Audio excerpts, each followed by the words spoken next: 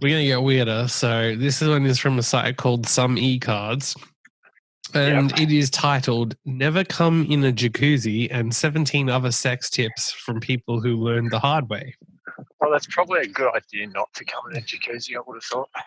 Well, we'll get to that when we get to that one. So firstly, number one, so these are all taken from random people posting on Reddit. Number one, Sex Badgersaurus says to vex your sex before you use sex after an ex's text. Always masturbate before responding to your ex's text and see if you can how you feel about it with a clear, non-horny mind. Oh, well, because I think you just going to want to go and fuck it, basically. Well, obviously. Yeah. Seems I logical. don't know. I feel like if your life is that fucked up that you're just going to have You're probably going to anyway. First place, now, imagine if you knew that your ex was doing this and therefore you just constantly kept texting them, forcing them to constantly masturbate so that they can respond to you. Well, that would actually be funny. Or what if you work with your ex and then therefore you can't respond until you masturbate? So you have to go into the work toilet to masturbate every time your ex sends you an email or work related. That would be really annoying, wouldn't you think? Yeah, especially if you had to have 10 emails from them a day. Yes, that would be. And they're asking for urgent responses. Yes, I think that would be just unbelievable. Okay, the second one, rule of thumb from Ships411. My mom told me to always go for the thumb if you're about to kiss someone's fingers. It's the least likely one they'd use to scratch their asshole. I disagree. Yeah. I disagree. The thumb's a better one to scratch your asshole with. If you learn nothing from this, scratch your asshole with your thumb. I very much enjoy scratching myself. So. Well, that's going to be a good soundbite taken out of context. Take everything out of context, so it doesn't matter what I say. Do you know how good it would be if we did an interview and randomly we just had this program to have you saying midway through what you just said about how you like to scratch your asshole with your thumb? Yeah, well, you're going to do that anyway, so. Well, yeah. That's how good it's going to be. The next one, True Derek 32999. If you have guests over, never come in a jacuzzi unless you want to be covered in a thin spider-like amalgamation of your own jizz. Yeah. I disagree. I think you come outside the jacuzzi, then tip it in, and then mix it up and stir it. Oh, yeah, not bad. In public jacuzzis on the regular basis. Can you tell everyone why you would like that? Because I enjoy drinking jacuzzi water and I enjoy drinking cum, so a jacuzzi water cum mix is dream come true. Also, it's a perfect mix for you then, basically. So. It's nothing like cum mixed with chlorine, mixed with random people's sweat and hairy balls and anal discharges. Bit of everything, basically. Yeah, it's like a lucky dip of tastes. The whiskey ain't working for Dairy Fox. Women's magazines constantly suggest you should put in your mouth to spice up oral. Hot water, cold water, mints, fizzy sweets. Do not one night think to yourself whiskey. Do not do oral with whiskey. I disagree. I think you tip whiskey into the man's pee hole and then you suck it. Oh, wow. What? You don't think that's a good shot glass? That's going to be interesting. That's all I can say. Penal shots of whiskey. It's taken over the world. I mean, the next one is trim your pubes, which I disagree. Grow them like a bush. Oh, sorry. The whiskey. There is too much wind where you are. Huh? Yes, I can't help that, unfortunately. I think you should. You should figure out how to stop the wind. Well, it's actually pretty calm at the moment, surprisingly. Is that any better? It's a bit better. Okay. Well, I'll get down to a low part of the course at some point and we can keep going. I've got two people just randomly staring at me at the moment when I said, Well, yeah. So what is it about drinking whiskey out of a penis that you don't like? Tell us what's wrong with drinking whiskey out of a penis. I didn't say there was anything wrong with it. I said With what? some people have a different opinion. So About what? well, they like to drink their whiskey in other ways. So Yeah, but what ways don't they like drinking it? Can you cough? Cough, cough, cough, cough, cough. It's amazing that coughing is the equivalent to if you yelled out "fuck you" at a regular time. Yeah, pretty much is at the moment. So What about you trim your pubes and then shove them up your pee hole and then mix it in with the whiskey? I reckon that'd go down very well. All right. The next one. Think about my grandma so you don't come too early. Probably doesn't have to. It probably doesn't have to be my grandma. Could be yours, unless you've got a really hot grandma or something. The second you said grandma, that just kind of imagine put a stop on everything. Imagine having to not think about your own grandma because she's too hot to. Oh God! There are some hot grandmas out there. Let's be honest. So. Yeah, I know, but usually people aren't attracted to their own grandma. Yeah, generally not, but I'm sure someone. That's a weird fetish that you don't get. Like, you never get people attracted to their own grandma. You get people attracted to their brother, their sister, their cousin, their aunt, whatever. Type it into Google, see if there's like grandma fetish. There is grandma, but their own grandma is the difference. Well, there are people that are interested into old. What? Surely it's a thing, one way or another.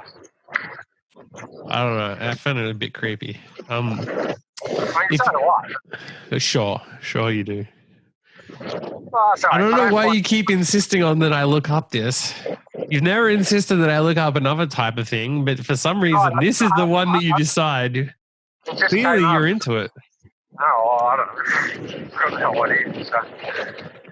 That wind is so bad. Okay. If you're going to put it up your bum, it should have a flared base to stop it going all the way in. Don't use random stuff and end up in the hospital explaining how you just felt. So obviously you've got experience with this, so you tell us why. So something like a butt plug, basically. A bike plug? A butt plug. A bike plug would be interesting. What the fuck is a bike plug? I don't know. I've still got the same two people. Your audio is so bad. Well, it's the wind. I can't do anything about it. Well, tell the wind to stop. Jesus Christ. This wind is going to spread coronavirus. It will. Don't worry. I've already spread it. So. Can you compare the wind to the Wuhan wind? I can actually. This wind is much worse. So there's more damage. You need to use the word Wuhan in what you're saying. So the winds in Melbourne is way worse than the Wuhan wind that I experienced just getting back from China recently. The four guys in front of me are looking at me like, what the fuck is this? Okay. Don't masturbate with 2-in-1 shampoo conditioner. I did when I was in middle school, and my dick looked like 40 bees stung it for 3 days. That's funny. That is actually just plain funny more than anything else. Maybe you're into that though. This is a great way to grow your penis. If you're embarrassed about your size like Marcus, you can use 2-in-1 shampoo and conditioner on it, and it will grow your penis. 2-in-1 shampoo conditioner will grow my cock, will it? Yes. Oh, I like the idea of that. Make sure the trapeze in your bedroom is centered over the bed. I have no fucking idea what that means. So it's like, have you ever been to the circus? Yes. So it's like a road. I am the circus. I know you are the circus half the time. That's right. You're the circus half the time. I'm the circus the other half of the time. So, you know, It's like the swingy thing that they swing around and do flips on and off kind of thing. Yes. Yeah, so that's what a trapeze is called. But I didn't get over the bed or whatever. You're swinging on that. Well, they say put it over the middle of the bed, probably for safety. Excuse me. Fuck, this cold's fucking killing me. Pee after sex. This goes for both genders. Really, peeing after sex is great. Clean out your asshole before anal, inside and out. Also, putting condoms on sex toys. Yeah, I've heard cleaning out your ass after. I don't know. I like to take a shit before anal and then just make them lick it. That's what we learned in Wuhan. Is you don't clean your ass. Do you imagine if instead of like the whole market thing, imagine that's all a lie and it actually came from someone licking someone's ass, which they forgot to clean. I mean, that would be amazing, to be honest, if that was the case. A typical STD screening does not include testing for herpes. Most times you need to request it specifically. That seems a bit fucked up. I think you probably know you don't get it before you actually test for it anyway, I would have thought. From experience? Not from experience. For God's sake, if you think there's a chance of hooking up, perform meticulous personal hygiene and for love of all that's holy, wash under your foreskin. I don't know. I find it like more like a lucky dip. The dirtier, the better. Yeah. It's always good when it's filthy. It's always enjoyable. You are not having sex with this person for your own satisfaction, doing it to make them feel as good as possible. Once I started thinking like that, my sexual encounters and personal performance got 100% better. You gotta be selfish sometimes. You're having sex to avoid coronavirus, so, get your priorities right. Yeah, exactly. You gotta do it right. Now, this one kind of makes me squeamish. Man, everyone is talking about sex, and the only advice I have is if you break a bone, never push it back in. Oh, jeez. Yeah, which the idea of breaking a penis and then shoving it back in. Now, that's a fetish. Yeah. Imagine being into breaking your own penis and then fucking with it. And that's the only thing that can get you off. Is you have to snap your penis. That wouldn't even work. That's the point. That's what you're into. But that'd be so painful. So that's the point. How would that work? That is the point. I know, but I'm just... What would be painful? Can you please tell us in graphic detail? I don't know. What do you mean? Yeah, in what way? Tell us. Your friends at the golf course need to know what we're talking about, so... Wait till I say the fact that your cock snapped off with like 4 blokes standing 20 metres away from me. The fact that your cock snapped off would be a big problem in the first place. I would have thought. Not for me. I quite enjoy it.